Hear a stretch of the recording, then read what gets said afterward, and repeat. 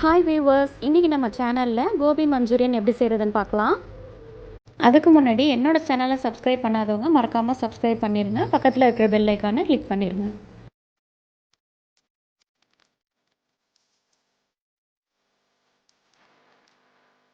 இதுக்கு ஒரு பேனில் தண்ணி நல்லா கொதிக்க வச்சுட்டு அதில் காலிஃப்ளவரை சேர்த்துட்டு 1 நிமிஷம் கொதிச்சோன்னா நம்ம அந்த காலிஃப்ளவரை எடுத்துப்போம். அப்போ தான் அந்த காலிஃப்ளவரில் ஏதாவது புழு பூச்சி இருந்தாலும் அது செத்து போகும். இப்போ இது எல்லாத்தையும் நம்ம வேறு பவுலுக்கு ட்ரான்ஸ்ஃபர் பண்ணிக்கலாம். இப்போ இதில் 1/2 spoon salt, 1 spoon pepper powder, 1 table spoon மிளகாய்த்தூள், 2 spoon cornflour, 2 spoon plain flower, இது எல்லாத்தையும் நல்லா மிக்ஸ் பண்ணிவிட்டு கொஞ்சமாக தண்ணி சேர்த்து நம்ம எல்லாத்தையும் கலந்து விட்டுப்போம்.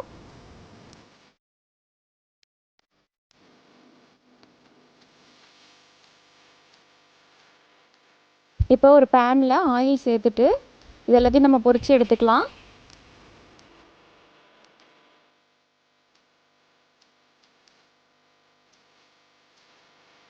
இது எல்லாத்தையும் பொரித்து எடுத்துட்டு வேறு ஒரு பேனில் 2 டேபிள் ஸ்பூன் ஆயில் சேர்த்துப்போம். எண்ணெய் சூடானதும் 1 டேபிள் ஸ்பூன் பொடியாக நறுக்கின பூண்டு சேர்த்துக்கலாம். அது கூட 1 டேபிள் ஸ்பூன் பொடியாக நறுக்கின இஞ்சி சேர்த்துக்கலாம். அப்புறம் 1 கப் வெங்காயம் சேர்த்து நல்லா வதக்கிப்போம். அது கூடவே குடமிளகாய் கட் பண்ணி வச்சுருக்கிறேன், அதையும் நம்ம சேர்த்துக்கலாம். இது எல்லாத்தையும் நல்லா வதக்கிட்டு அது கூட 2 tablespoon soya sauce add பண்ணிப்போம். அடுத்தது 1 tablespoon red chilli sauce, அப்புறம் 2 டேபிள் ஸ்பூன் டொமேட்டோ கெச்சப் சேர்த்து எல்லாத்தையும் நம்ம மிக்ஸ் பண்ணி விட்டுப்போம்.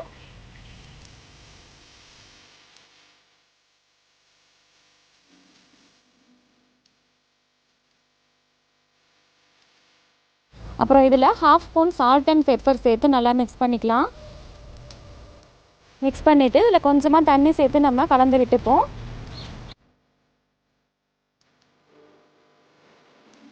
இப்போ ஒரு பவுலில் 1 ஸ்பூன் கார்ன்ஃப்ளவர் சேர்த்துட்டு நம்ம தண்ணி ஊற்றி நல்லா மிக்ஸ் பண்ணிக்கலாம்.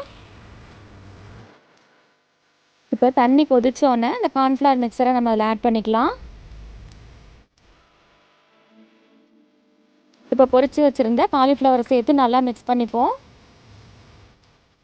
அவ்வளோதான் ஃப்ரெண்ட்ஸ், சூப்பரான கோபி மஞ்சூரியன் ரெடி. இந்த வீடியோ பிடிச்சிருந்தா உங்கள் ஃப்ரெண்ட்ஸ் அண்ட் ஃபேமிலிக்கு ஷேர் பண்ணுங்கள்.